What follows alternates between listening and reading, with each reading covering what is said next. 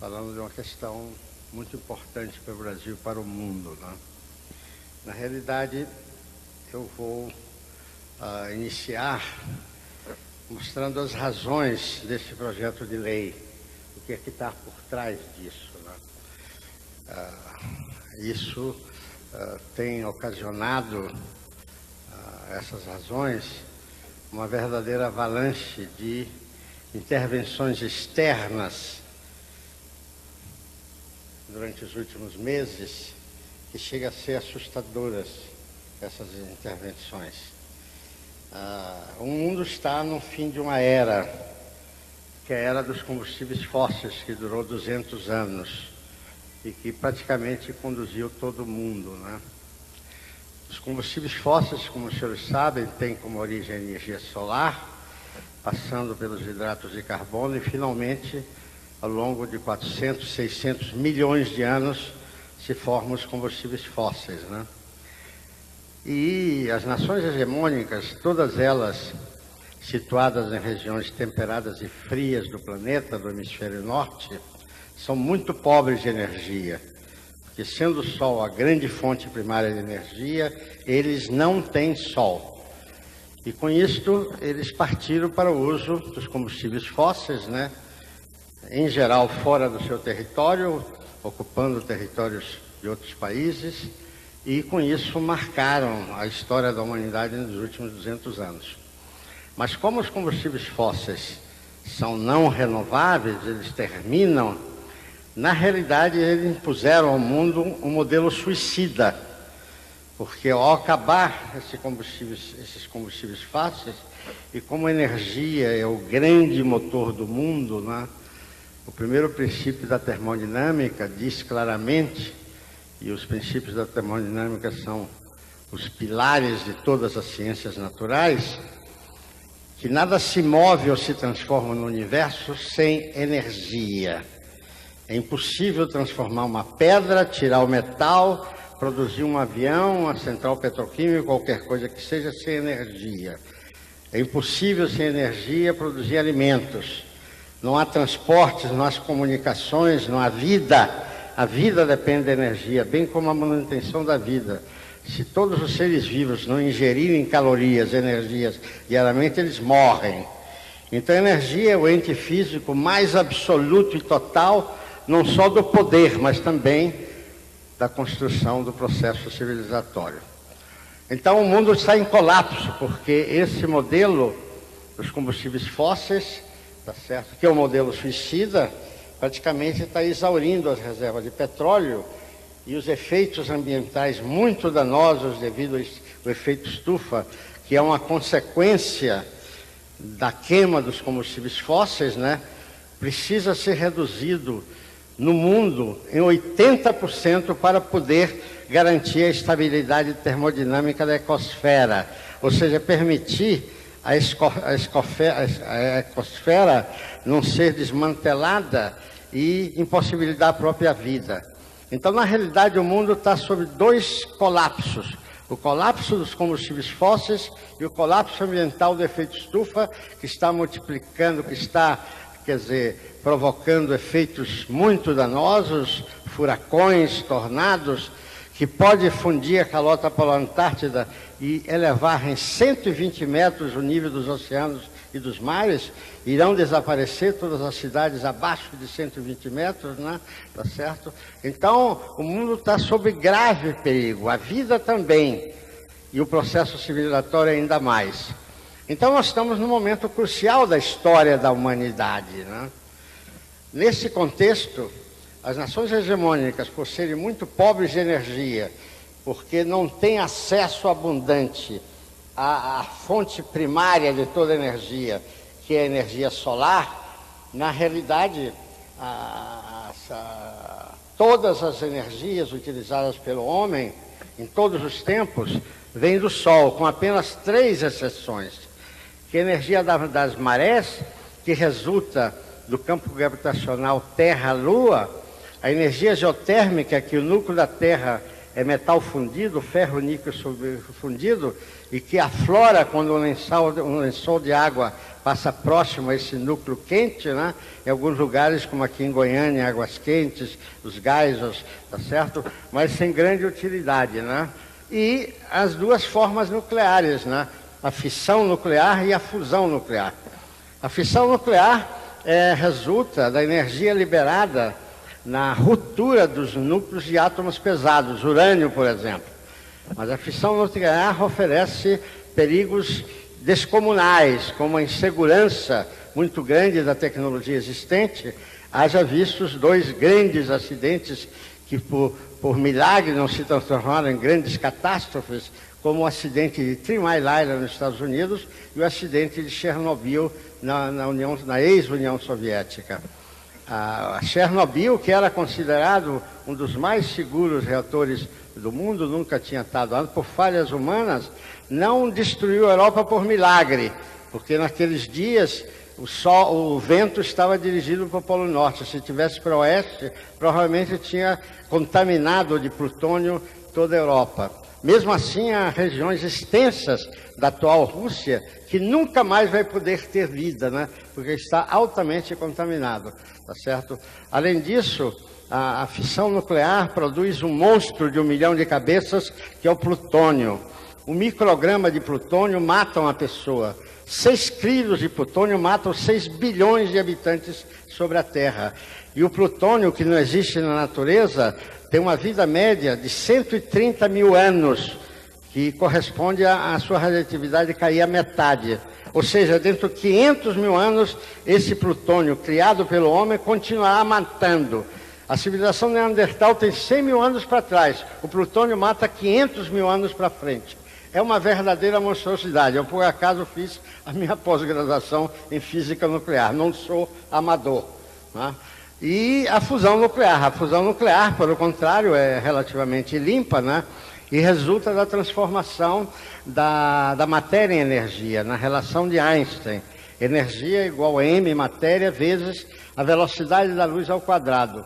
A velocidade da luz é de 300 mil quilômetros por segundo. Ao quadrado, dá um aumento descomunal da produção energética. Uma grama de matéria produz energia de 1 milhão de toneladas de petróleo. 1 grama de matéria. Só que o homem não consegue fazer um reator a fusão nuclear, porque a fusão nuclear ocorre a dezenas de milhões de graus. E nessa temperatura tudo se torna gás rarefeito, né? O que em física se chama um plasma. Eu trabalhei em fusão nuclear. É impossível controlar os resultados da fusão nuclear. É impossível. Não acredito que nunca o homem vai ter um reator a fusão nuclear. E se alguém tivesse um reator a fusão nuclear, domina o mundo, porque a energia é o grande instrumento de poder e do processo civilizatório, tá certo? Entretanto, a natureza tem um reator a fusão nuclear. Não, bilhões, que são as estrelas. Quer dizer, e a nossa estrela é o Sol. No fundo, o Sol é um reator a fusão nuclear. No seu núcleo se transforma a matéria em energia, e essa energia se espalha pelo universo e vai alcançar uma poeirinha situada a 150 milhões de quilômetros, que é a Terra, num filete extremamente estreito de energia. Essa energia vindo do Sol chega a essa poeirinha, ao hemisfério da Terra, e joga sobre a Terra uma quantidade de energia equivalente a todas as reservas de petróleo descobertas em todos os tempos, incluindo as não descobertas apenas inferidas. Então, na realidade, nós estamos vivendo a civilização de um dia de energia solar. E claro, essa energia solar, ela não é equanimemente distribuída no planeta, no hemisfério da Terra. Ela se concentra nas regiões tropicais. E ao se concentrar nas regiões tropicais, tá certo? Quer dizer, o Brasil é o único continente dos trópicos. Então nós estamos predestinados a ser a grande potência energética do planeta Terra, por essas circunstâncias que são dadas pela física e pelos princípios da termodinâmica. Nessas circunstâncias, quando os países hegemônicos que se transformaram em hegemônico pela capacidade de matar e de dominar os outros povos pelo medo, impuseram ao mundo esse modelo dos combustíveis fósseis e que, sendo não renováveis, estão se exaurindo, né? Estão se exaurindo e nações importantes, como, por exemplo, os Estados Unidos, têm petróleo em seu território para apenas 3 anos. O Japão para 0 anos, a Alemanha para 0 anos, a França por poucas semanas. Então o mundo hegemônico está condenado à decadência e inviabilidade por falta de energia. Sem energia não é possível o processo civilizatório. E nessas circunstâncias estão começando a ficar muito nervosos, muito ansiosos, e não é por acaso que os Estados Unidos, que têm petróleo para 3 anos, ocuparam com aquela violência que todos os senhores conhecem o Iraque, né? E já estão ameaçando ocupar o Irã. Agora, o Iraque e o Irã é uma insignificância energética comparada com o continente tropical, com a nossa Amazônia.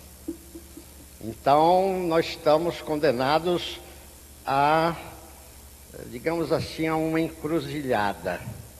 Ou nós tomamos conta do nosso território, mantendo a soberania e mantendo isso sob o controle que é histórico do povo brasileiro, ou vamos sofrer coisas muito piores do que o Iraque. Porque o mundo hegemônico, com seu poder de matar, seu poder nuclear, não mede consequências. Não mede consequências. E o que está ocorrendo com essa ansiedade de ocupar a Amazônia por projetos de lei da nação brasileira é uma coisa absolutamente inominável, né? Inominável. Quer dizer, esse projeto das florestas, quer dizer, essa energia solar, antes de tocar nesse segundo ponto, a energia solar é uma quantidade gigantesca de energia, né? Quer dizer, por dia equivale a todas as reservas de petróleo, inclusive as não descobertas ainda, né? Mas inferidas, tá certo? Essa energia é muito dispersa, por isso a energia solar não tem tido uma utilidade maior na história da humanidade. E claro, quando surgiu o uso dos combustíveis fósseis, praticamente se ignorou a grande fonte de energia, que é precisamente a que vem do Sol. E o Brasil dormiu no ponto, não assumiu o seu papel ante a humanidade. Entretanto, quando o governo brasileiro, através da Secretaria de Tecnologia Industrial, que eu dirigi e que implantei o Programa Nacional do Álcool, foi uma coisa evidente, óbvia, porque essa energia solar, ela é de difícil captação e muito mais difícil armazenamento. Não existe tecnologia para armazenar grandes quantidades de energia.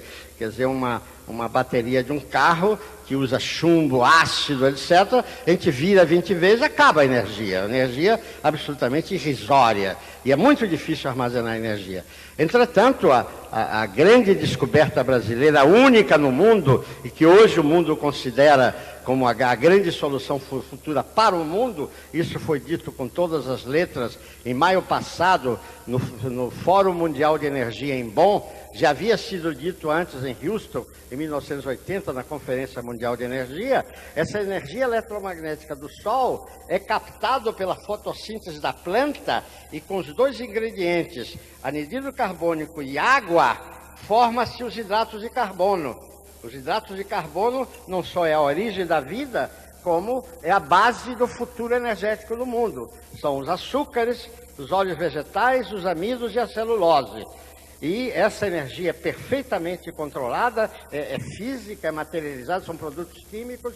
Quer dizer, a partir do açúcar que se forma nas plantas, na cana-de-açúcar, na beterraba, etc., se fermenta aquele açúcar e se obtém um álcool, que é um combustível muito superior à gasolina, que tem o dobro do nível de octano, o dobro de potência, e não é contaminante, não é poluidor.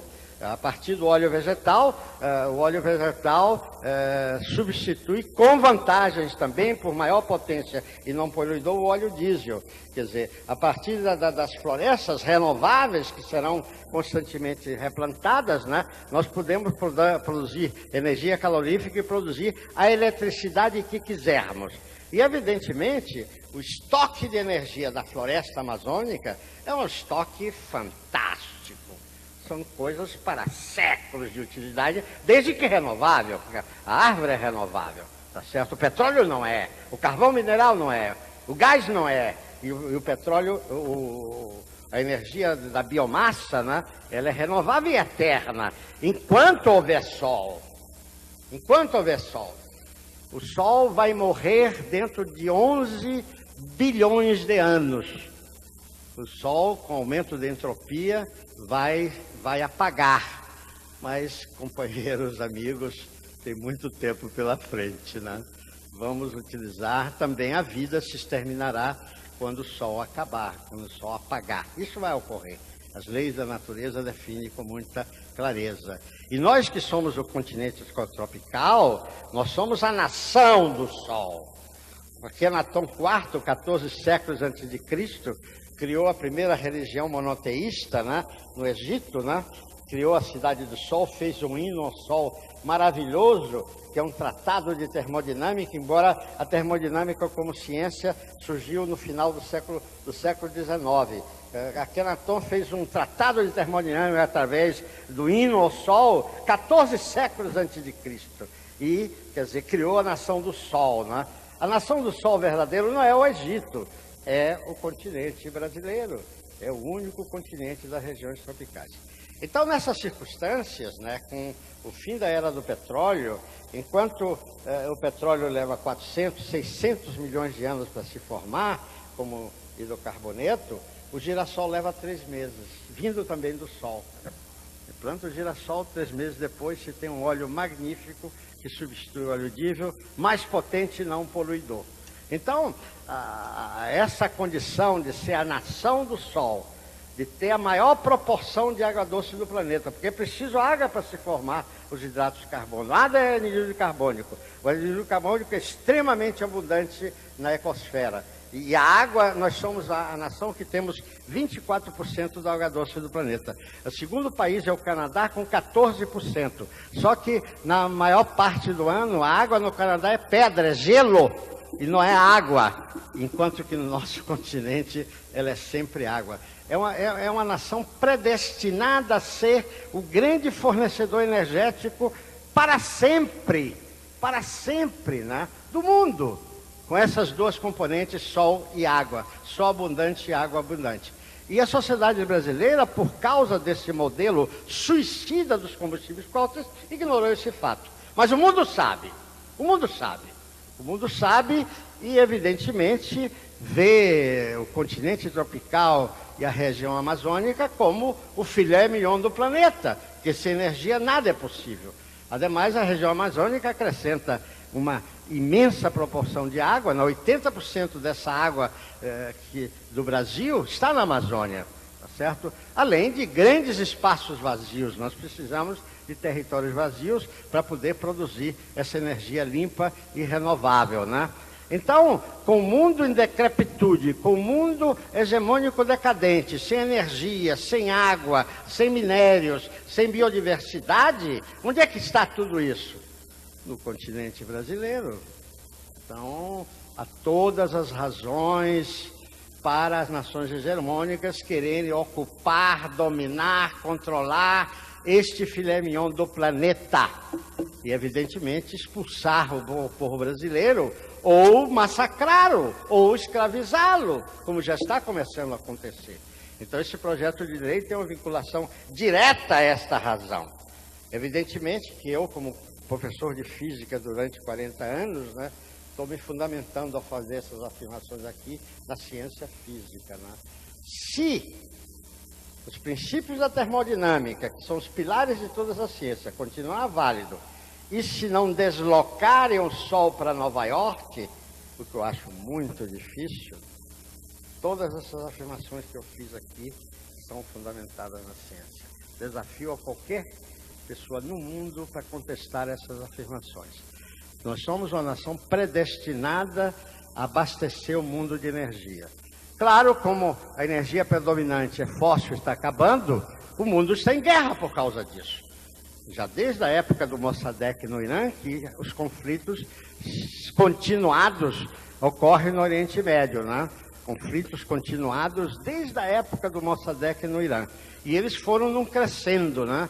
Num crescendo, e eles não estão mais localizados só no Oriente Médio. As torres de Manhattan, o golpe de Estado na Venezuela, a invasão do Afeganistão, tem como origem o petróleo. O terrorismo no Arocha, em Madrid, recentemente, tem como origem. Quer dizer, o mundo está caminhando para um terceiro conflito apocalíptico nuclear devido à questão energética, devido à questão petróleo. Então, também aí, nós temos uma contribuição fundamental para a humanidade. Nós somos o único país capaz de salvar o mundo do colapso energético, evitar o efeito estufa e dar a paz ao mundo. É um projeto grandioso que nós merecemos, né, o povo brasileiro. Entretanto, seus dirigentes, não sei por que causas, ignorância, má fé, traidores, não sei o que eles estão fazendo tudo para evitar que o Brasil desempenhe esse papel fundamental na humanidade, que o nosso destino histórico nos obriga. E é uma avalanche de intervenções externas, quer dizer, essa questão de ceder 40 milhões de hectares das florestas amazônicas a instituições duvidosas, que são essas ONGs, tá certo? A questão da entrega recente, transformada em reserva indígena, ao lado do Yanomami, da Raposa Serra do Sol, né? Uma das regiões mais mineralizadas do mundo, as agressões que estão ocorrendo para se apoderar do aquífero Guarani, o maior aquífero do mundo, tá certo? Denunciando a região de Foz do Iguaçu como uma região de terrorismo, para desacreditar aquela região, e já tem uma base norte-americana situada na fronteira do Paraguai, pronta para invadir, quer dizer, aquela região e se apoderar do aquífero Guarani. Antes disso, o Banco Mundial já está fazendo concessões de acesso a essa bacia hidrográfica, essa bacia subterrânea, né, que é a maior do mundo, simplesmente. Então, é um conjunto acelerado de agressões organizadas, dirigidas por essas ONGs, que são financiadas por grupos financeiros internacionais e que irão transformar, quer dizer, na substituição das ONGs do Estado brasileiro, um país que vai virar uma colônia, um protetorado vil. Quer dizer, na realidade, o ministro Rezec, que está agora na Corte de Haia, fez a seguinte afirmação: ceder áreas de 500 mil hectares, totalizando 40 milhões de hectares, tá certo? Por 60 anos renovável, isso é entrega de território. Nunca mais o Brasil vai recuperar essas áreas. Isto é crime de lesa pátria. O que os portugueses fizeram durante 400 anos, preservando as nossas dimensões continentais, nós brasileiros, através do Congresso Brasileiro, queremos entregar. Não é possível uma coisa dessa. É uma coisa inacreditável, inaceitável, e demonstra uma traição profunda à nação brasileira, em que os nossos filhos não terão direito de viver e serão escravizados. Eu, quando falo aos jovens, costumo falar intensamente nas universidades. Antes de ontem mesmo, falei para 500 jovens do Rio Grande do Sul, Santa Catarina e Paraná, e disse para eles: em sendo dado continuidade ao projeto de entrega das empresas estratégicas nacionais, que são as empresas de economia mista, não são empresas estatais, são empresas de economia mista, com a entrega do território, com todas essas medidas, com a entrega da reserva de petróleo por essa organização nefanda que é a Agência Nacional de Petróleo, a entrega da reserva de petróleo já descoberta pela Petrobras, vocês jovens só têm duas alternativas na vida: de ser escravos ou canalhas. E dizia eu, não há muito lugar para canalha. Então, senhor presidente, essas são as razões sobejamente conhecidas pelo mundo. Isto é conhecido em toda parte do mundo. O governo dos Estados Unidos me convidou 2 vezes, por ter sido eu o elaborador e o montador do Programa Nacional UOL. Eu tive a oportunidade de conversar fazer palestra no Congresso americano, falar com vários ministros, discutir com os boards das grandes corporações de petróleo, e todos eles veem a era do petróleo como finalizada, né? O que vem agora são as energias renováveis e limpas. Não há alternativa. Quer dizer, os trópicos e o Brasil terão um papel fundamental no futuro da humanidade. Agora, ou seja, depois de amanhã, vamos ter uma reunião no Rio de Janeiro com 28 chineses, com o governador da importante província, que vem ao Rio de Janeiro assinar um protocolo com o Instituto do Sol, que eu dirijo, com o objetivo de nós montarmos um programa de biodiesel na China. Mas o potencial da China é muito pequeno, porque não tem sol, território completamente ocupado, zonas desérticas, zonas hibernais cobertas de gelo o ano todo, então as possibilidades deles são pequenas. Os senhores imaginem, quer dizer, a China, que está crescendo quase 9,5% há mais de 10 anos, né, num fenômeno de desenvolvimento fantástico, está usando o carvão mineral, que é a única coisa que eles têm. E com isso está provocando efeitos danosos para o efeito estufa, né? Quer dizer, depois dos Estados Unidos, que é o grande poluidor, e que, por questões da sua indústria, não poder abrir mão do carvão mineral, 82% da energia elétrica dos Estados Unidos vem de combustíveis fósseis. Então, quer dizer, reduzir 80%, como as organizações ambientais americanas exigem, para evitar o efeito estufa nos Estados Unidos, vai fechar uma alta proporção da sua geração de energia elétrica. Evidentemente, os produtores pressionaram o presidente dos Estados Unidos e o presidente dos Estados Unidos comete esse crime contra a humanidade de se recusar a assinar o protocolo de Kyoto. Claro que a China não tem poder nuclear para conseguir uma coisa dessa natureza. E a China está em situação desesperadora, porque está queimando carvão mineral de uma maneira descontrolada, né? E a China, depois de uma conversa de 2 horas com o embaixador, a elaboração de um documento amplo e mandado para a China, a cúpula chinesa decidiu que o país ideal para a China se relacionar é o Brasil, porque o Brasil poderá suprir de energia limpa o que eles não têm, e renovável para sempre, né? Evidentemente, essa proposta, essa decisão foi tomada, foi dada à Embaixada na China. Agora, os senhores imaginem o que será o acesso do Brasil ao maior mercado do mundo. Não é só de energia, de alimentos também. Aliás, alimentos é uma forma de energia. Será um salto fantástico no nosso mercado externo, na produção de dezenas de milhões de empregos para brasileiros, de riqueza nacional, e depois da China vem a Índia, vem o Japão, vem a Alemanha, vem uma série de países que estão em situação desesperadora. E o único país capaz de resolver o problema de todos eles chama-se Brasil. E os brasileiros se recusam a isso, num crime de lesa pátria inacreditável. Meus senhores, nós não podemos permitir isso. O que está em jogo é a vida dos nossos filhos. O que está em jogo é a sobrevivência do país como nação soberana. O que está em jogo é a dignidade humana, porque nós vamos resolver o nosso problema muito bem, mas vamos ajudar o mundo a resolver o problema. Até os Estados Unidos precisam de nós. E nós somos uma nação generosa, né? Nós somos generosos. Se eles sentarem aqui e começarem a conversar seriamente e não ameaçarem, não ameaçarem de morte, coisas desse tipo, nós vamos conversar com eles tranquilamente e podemos ajudá-los. Eles precisam de nós não precisamos deles. A questão energética é uma questão crucial. A questão da água é outra questão crucial.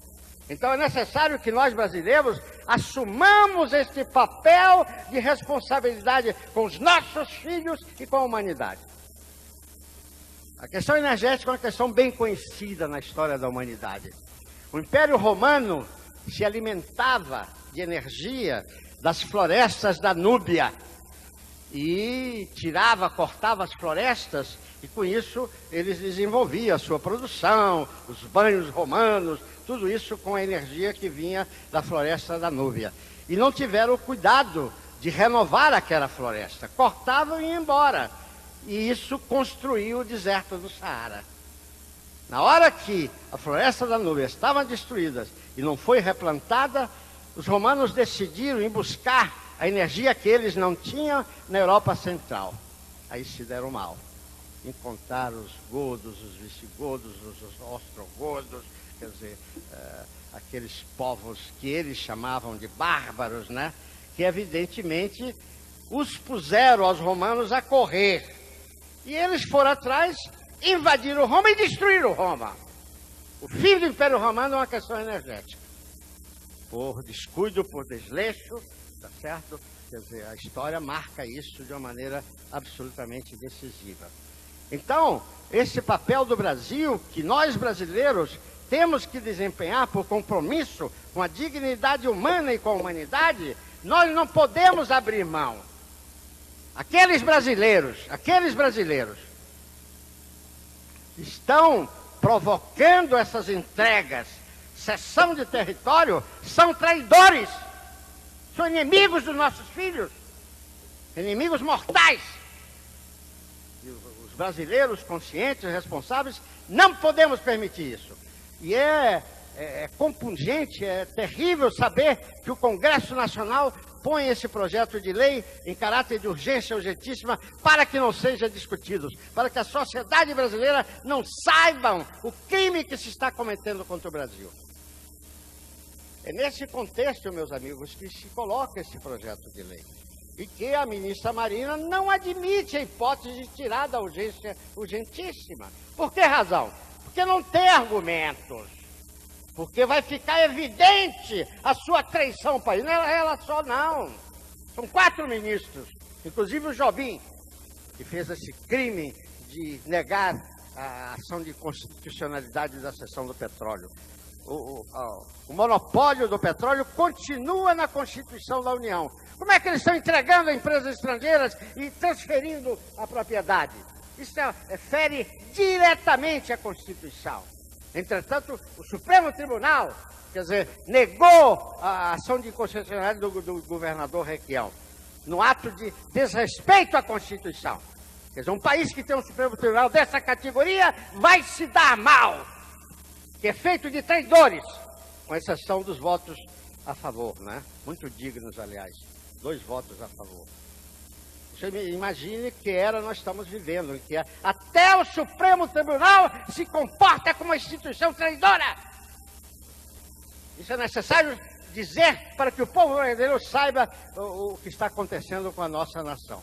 Então, meus amigos, quer dizer, essa questão desse projeto de lei em urgência urgentíssima é uma das questões mais graves, talvez, da história do Brasil. Da história do Brasil.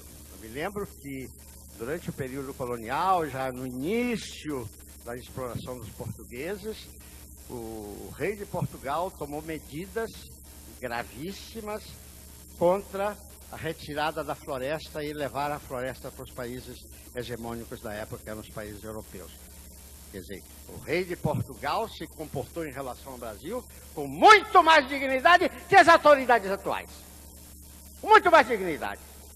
E com respeito a esta nação. Este projeto de lei, conforme pronunciamento formal do Instituto dos Advogados do Brasil, é um atentado à Constituição, um atentado à dignidade humana, um atentado à federação, um atentado à moral. Isto é uma vergonha! Nós não podemos aceitar um povo brioso, como é o povo brasileiro, um povo digno, um povo generoso, entregar todos os fundamentos dos patrimônios naturais que nos transforma na nação mais rica do mundo, entregar tudo isso e nós virarmos uma nação de mendigos e miseráveis e, evidentemente, de muito canalha. Enfim, senhores, eu acho que isso é a essência do que queria dizer. Há muitas outras questões a serem analisadas, nós estamos vivendo uma era muito difícil, quer dizer, nós estamos com intervenções externas brutais, quer dizer, evidentemente o Brasil é muito mais importante para o futuro da humanidade que o Iraque, é muito mais importante, e portanto a violência vai ser muito maior sobre nós, e nós temos que tomar cautelas, quer dizer, porque senão vamos sofrer muito e talvez perder a própria nacionalidade e não merecer o respeito dos nossos filhos. Com que coragem eu vou enfrentar profundamente os olhos de meus filhos se eu não estou desempenhando o papel de dar para eles o mundo que eu recebi? Em nome de quê? Em nome de quê? Evidentemente os nossos filhos dizem, esse meu pai foi um grande canalha. me colocou nessa situação terrível de impossibilidade de sobreviver, impossibilidade de ter uma nação justa, bela, poderosa, soberana, respeitada. Esse é o destino do Brasil, não é outro. Se os brasileiros se comportarem unidos, e graças a Deus não pararam ainda de nascer. Enquanto tiver brasileiros vivos, a luta prosseguirá. Eu acho que não precisa dizer mais nada, né? É uma responsabilidade histórica, uma responsabilidade ética, nós temos competência, nós somos a nação que dominamos na frente de todo o resto do mundo as formas renováveis e limpas, energéticas renováveis e limpas do planeta, que movimenta o mundo para sempre. Quando eu estive lá em Bonn, em maio, no Fórum Mundial de Energia, me fizeram uma singela homenagem, sabendo que eu tinha criado o programa do álcool, que é o único programa no mundo. 27 anos depois, ninguém conseguiu, só o Brasil, que está dando a contribuição fundamental num programa que é a pontinha de um imenso iceberg. Então, o professor alemão que falou sobre a América Latina me fez uma homenagem pessoal, dizendo que eu estava presente, e aí ele projetou na parede uma frase de um dos meus livros, que dizia: o Brasil será a Arábia Saudita do futuro da humanidade. Ele aí parou e disse: forever, para sempre. Aí foi uma ovação, o mundo todo sentiu que havia esperanças, que havia um Brasil, tá certo? Entretanto, foi lamentado como este programa foi submetido a um processo intenso de decadência. Nós chegamos a substituir 98% dos carros a gasolina por carros a álcool, e o ano passado, por intervenção direta e perversa dos meios financeiros, substituímos apenas menos de 1%. De 98% para 1%. Esmagaram o programa do álcool. É claro que isso vai ressurgir no mundo inteiro. E agora com biodiesel não há a menor dúvida. Porque aí todos os dois principais componentes do petróleo serão substituídos por formas renováveis e limpas. E que além disso ocupa o nosso território com brasileiros, impede a invasão estrangeira. Que além disso cria dezenas de milhões de postos de trabalho dos nossos brasileiros abandonados.